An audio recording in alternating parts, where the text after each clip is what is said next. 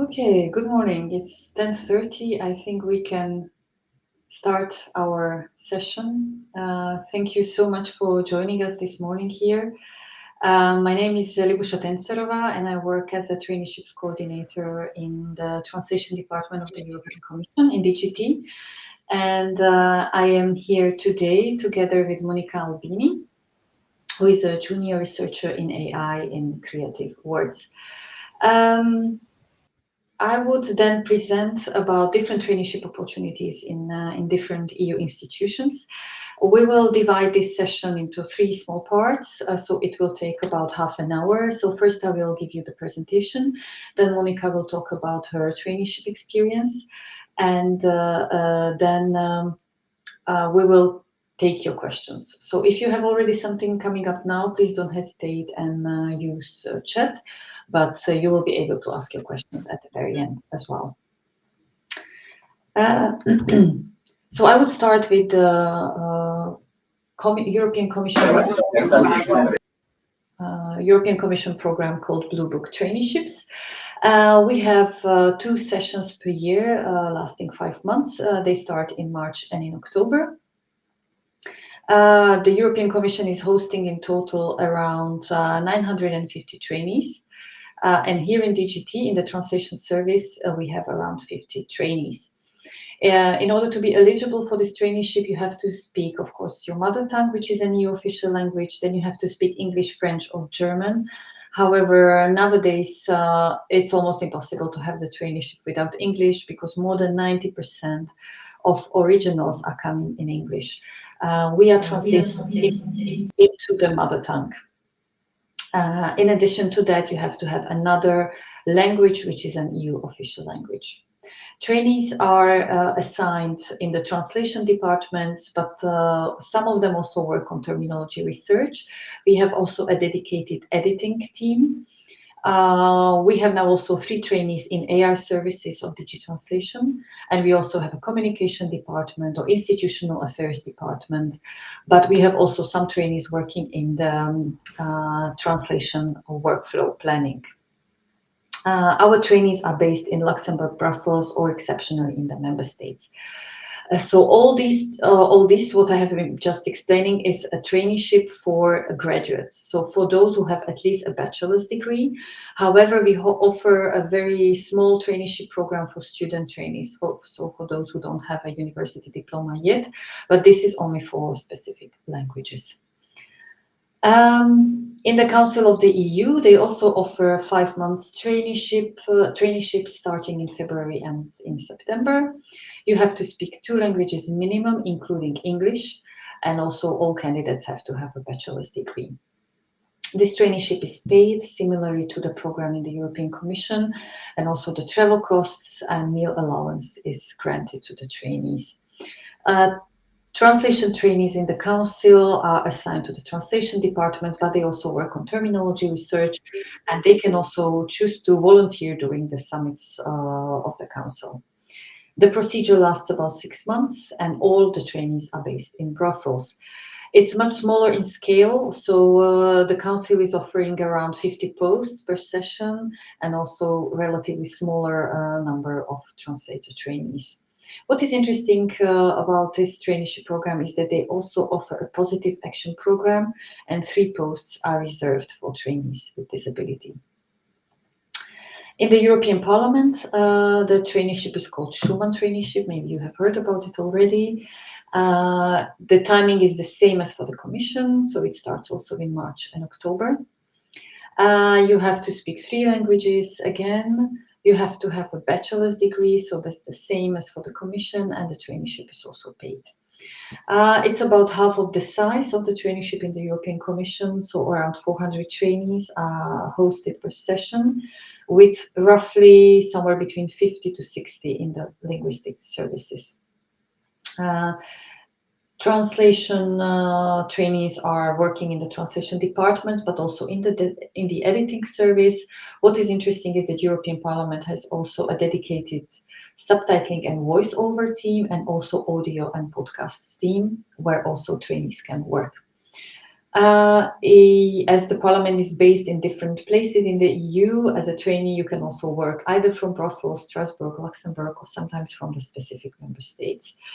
In the parliament, also a positive action scheme is offered for trainees with disability. And what can be interesting is that trainees can participate in sort of a competition during the traineeship, and the 25 trainees performing the best can get on the list, which is available then to the recruiting services.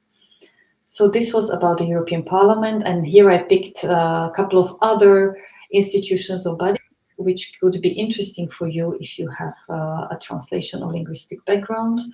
The Translation Center in Luxembourg is also offering traineeships lasting between 3 and 12 months. This actually varies every year, so you have to check out on their website sometime between January and March for the call, and the call would explain everything about the traineeship for the given year.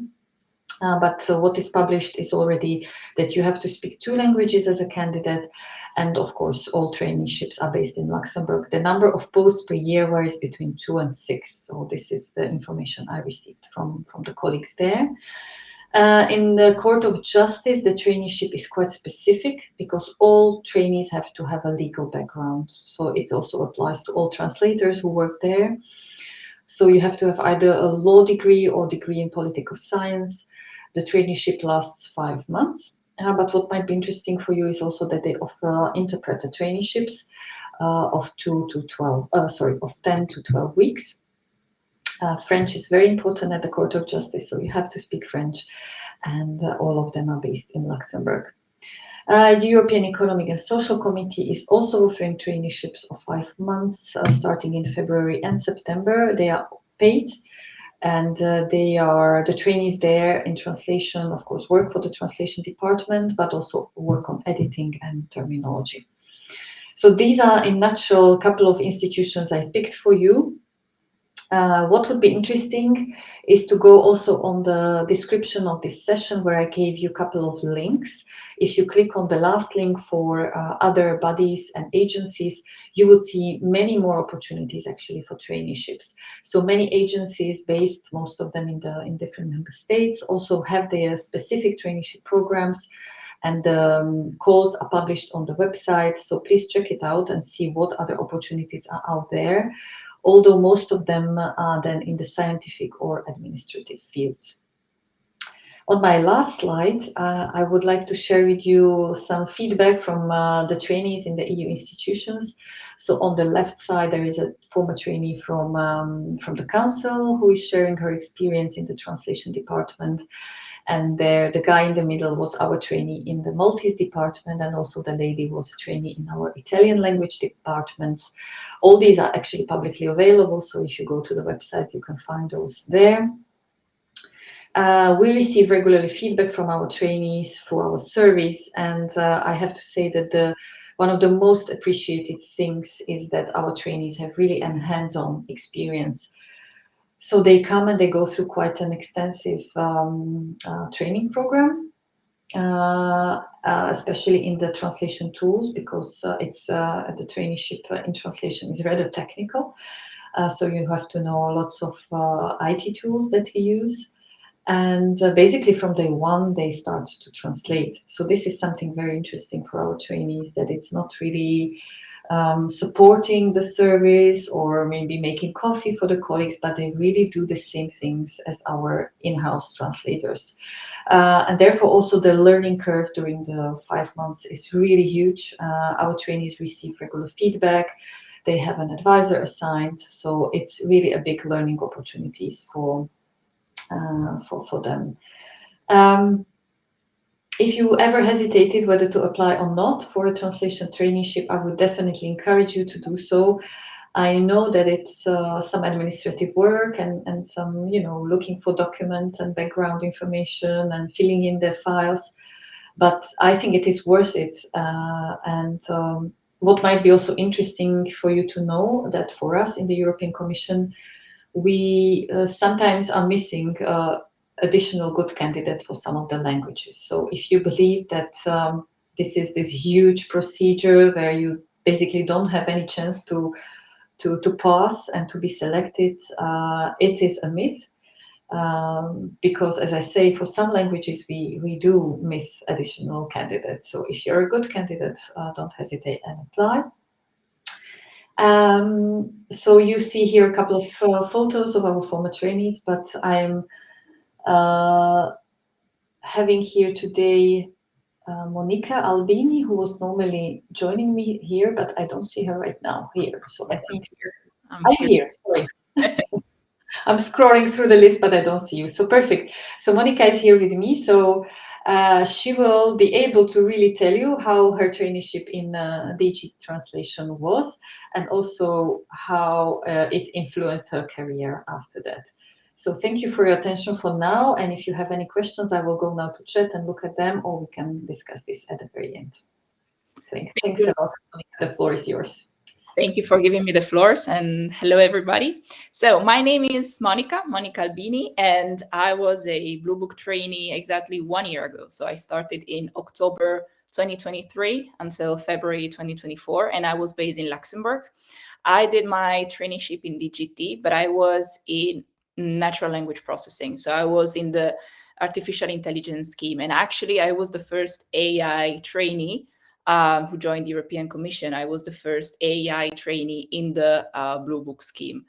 So that means that I was in DGT, but differently from my other colleagues who were translating with their mother tongues, I was not translating because I was focusing on AI, prompt engineering, and I was working on the quality of these new tools, new technological tools.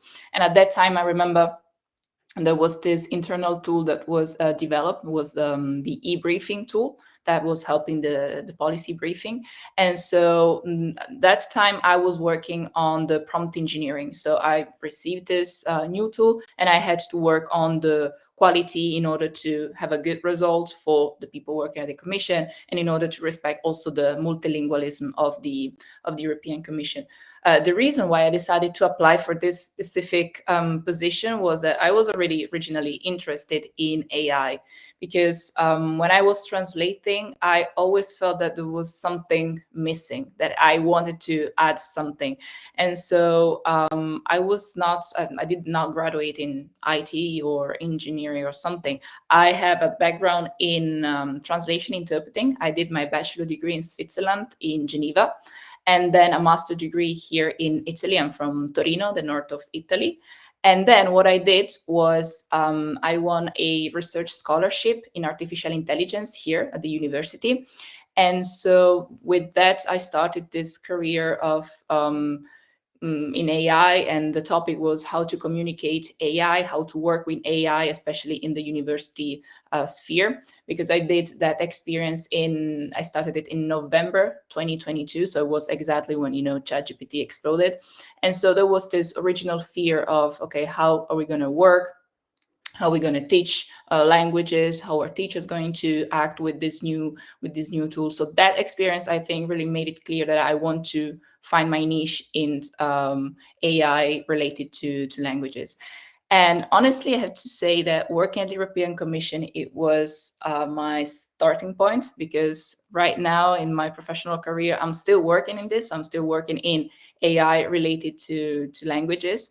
And so I really feel that doing that kind of experience really helped me understanding what was my dream job, what kind of of activities I want to do in my daily job. So I strongly recommend, honestly, this experience. It was not easy at the beginning because it can be a bit overwhelming, especially with all the training that you have at the beginning. But if you're planning to apply to this traineeship, really try to take the most out of it, because you are exposed to so many people, so many different backgrounds, so many networking opportunities. So really go to that event, go to talk to that person. So, for example, the company I'm working at right now, I met the CEO of this company last year during my Blue Book experience, just because I started my networking while I was doing my Blue Book experience. So my recommendation is really go for it if you're planning to do this kind of experience, and be proactive. So go and join these events and talk to people, because it can really it enriches, I think, this experience as well. And if you have any specific questions right now, feel free to ask something more concrete.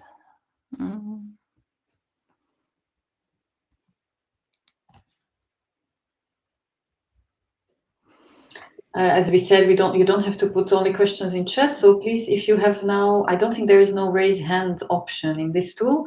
So if you feel, please turn on your mic and pose it. Hello, can you hear me? Yes, we can. Hi. Hello. Hi, I have a short question. I'm a middle-aged woman who only recently got into translation, and I was wondering if there is an upper age limit for people who'd like to apply for a internship at the EU. So for those traineeships which I mentioned in the presentation, there is no age limit. So this is maybe interesting for you. So don't hesitate and send us your application. In DGT, my experience is that each session we do have a couple of trainees who are not really this typical, let's say, traineeship profile, but of a different age. So you are very welcome, and we really more look at the profile. We look at the languages and the motivation rather than the age, because it can be interesting for some people to, see, although they already have some work experience, they would like to see how we work from inside, how our institution works, because this is also something interesting, to see the institutions from the other side, take a break or change a career. So we offer these possibilities also to people in different life situations. Thank you. Another additional question. Do you think you could tell us which language do you need additional candidates for, or which are the languages that are most desired at the moment? I mentioned it a little bit in the chat, but this is really just, it's not like an exhaustive list I would put here, but we always would like to see more languages, especially from, more applicants from the smaller languages, so-called smaller languages, official EU languages, of course. Either it's the Baltic countries or north of Europe. For some reason, we miss Danish, Swedish, Finnish, but also Czech, Bulgarian, Croatian, Slovenian, and so on. So you find them in the chat, but as I said, this is maybe the most, let's say, the group which is on the other side of the spectrum, but we always would like to see good candidates, for any languages. So Monica maybe can say as well about that. You maybe feel in the beginning that this is a huge program. Yes, there are several thousands of applicants for the commission. It's true, but in DGT we are a little bit more specific. Our selection procedure is also different. If you go to the website of the commission, you will find that if you want to apply, actually from the very beginning you are choosing DGT. So this is something interesting. So we really look at each applicant, we look at each application, and we are selecting here in DGT. So every applicant is valued for us. So don't hesitate if you have any doubts about that. Thank you very much. Mm-hmm. That's also the reason why the selection process takes a while. So it takes more or less 6 months, because you really have to go through all the applications. So absolutely, go for it. I also see a question about the nationality, and Rosemary answering for the court, but in the in DGT, Europe, the eligibility criteria for the European Commission also allow a certain number of non-EU candidates, but for certain internal reasons in DGT, right now we accept only EU nationals. Yes, sorry, somebody has a question, please, don't hesitate.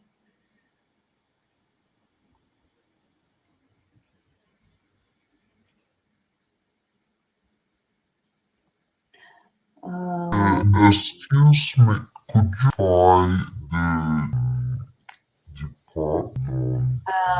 I'm very sorry, Clarice. I can't hear you. I hear only a very strange sound. Could you maybe? You hear me now? No. Okay, can you It's hear a me very, without very maybe strange sound. I'm headphone? sorry. Can you hear me? Yes, Oh, okay. My yes. earphone, I don't know what's going on with it. Sorry. Yeah, I was saying that when I was I just finished my master's in translation, and when I was doing the BA, we had the opportunity to visit the International Court of Justice because I took interpreting as a module, and then they informed us that non-EU candidates would not be able to access those traineeships. But you just mentioned that there are other departments that would allow non-EU candidates. What departments are they? Could you specify them? In the European Commission, I can tell you that it's a really specific per session. So there is not like a specific list where you could go and choose before. But once you apply and you are pre-selected, you will see really specific jobs to which you can apply. Okay, and then you will be able to see it's usually related to international cooperation, enlargement, or trade. Yes. So these are very interesting, of course, profiles where you, as a non-EU candidate, could apply. As I said, in DG translation, we have a little bit specific rule for that. Oh, okay. Thank you.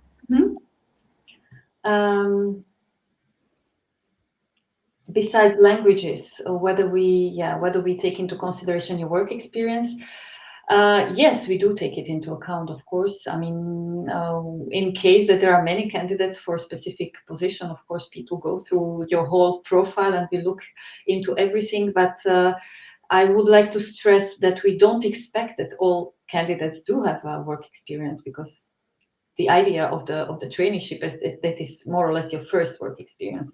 So if you haven't worked so far, still don't hesitate and apply, because as I said, there are many other things how you can prove that you are still interested, why you should be selected.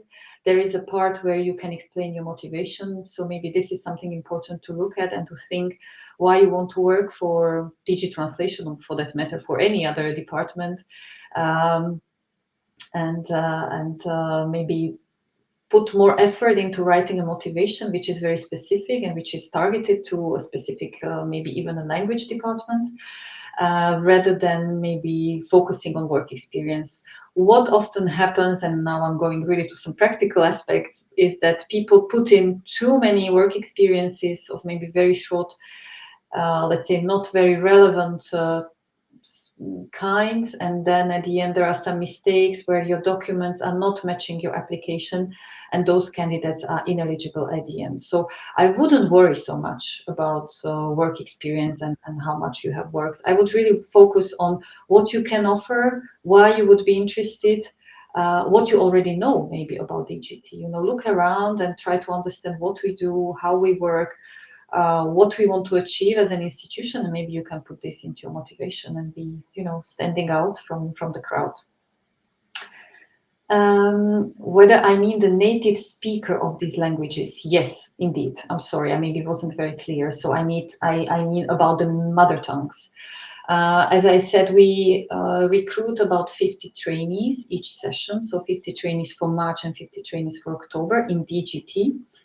And we try to assign 2 trainees per language department. So we have 24 official languages and language departments here in DGT.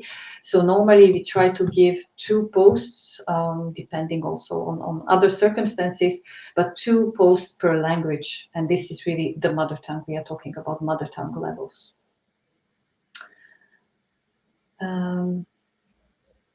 What kind of traineeships exist for students? As I said, I can now speak only for the Commission, because this is the only thing which is known to me. Probably if you would be interested in other institutions, please don't hesitate and contact them. They will give you more information.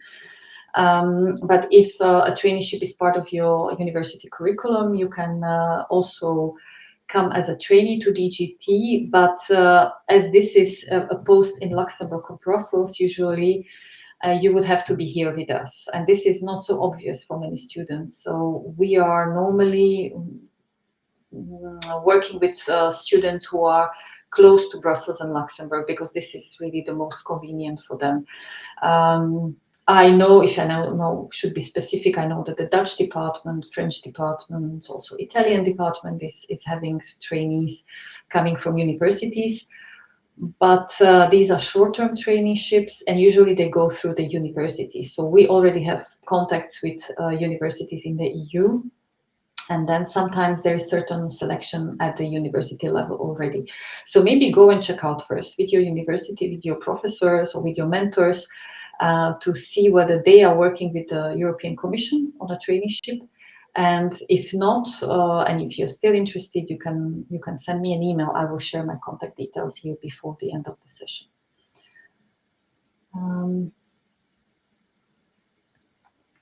Whether you can apply multiple times in multiple terms. If there is a one session, so let's imagine that you would be applying for, I don't know, October 2025, which will be open next year. If you are pre-selected, so there are two stages. After you are pre-selected and we check all your documents, then you will move to the second stage. And in the second stage, you will have access to all traineeship posts which are available in DGT if we talk about DG translation. Normally we offer, as I said, around 50, somewhere between 48 and 50 posts. So you would see them, all of them. And then you can go through the job descriptions. You would really see the description of the traineeship post, what the trainee would be doing, and what are the criteria for a specific post. So once you go through this, then you can select and see what is interesting for you and what corresponds to your knowledge and to your skills.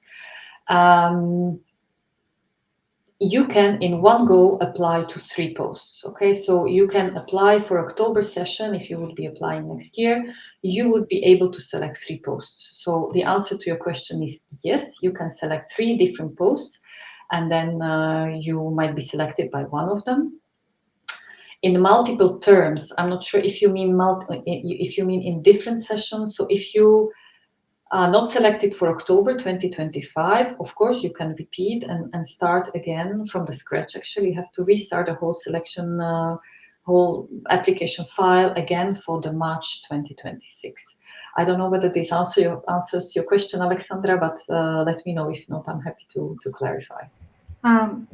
I wanted to ask if I am accepted in one term and complete my traineeship, will I be eligible to apply to another term as a trainee, because I have already finished one, for example?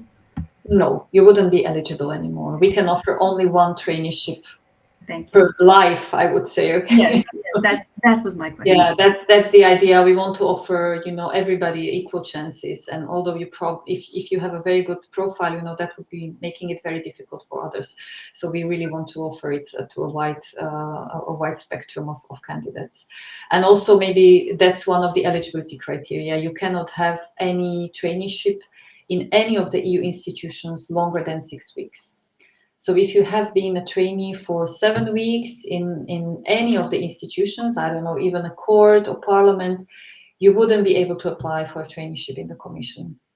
Okay, so that's the idea, of the eligibility criteria. Libusha, can I just add one more thing? Yes, sure, please. To share your email, since we are running a bit out of time, for the selection process, at least when I did it, consider that the positions won't stay open for a long time, because you can apply to 3 positions, but you have 1 week time for the first position, then everything's going to close, okay, for everybody. Then after a while, the second position, you can apply for your second position, and it's going to be open for everybody, okay? And then it's going to close. It's not that it's going to stay open for 1 month so people can come and see and read.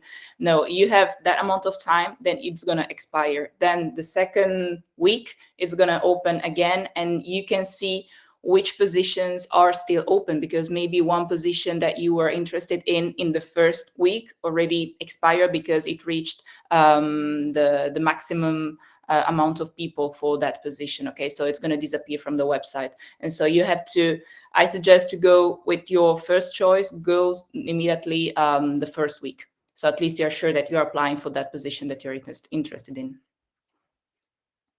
Okay. maybe we can still take one more question. I think we responded to everything in chat, but I have my email there, so please don't hesitate and send me an email if you have other questions.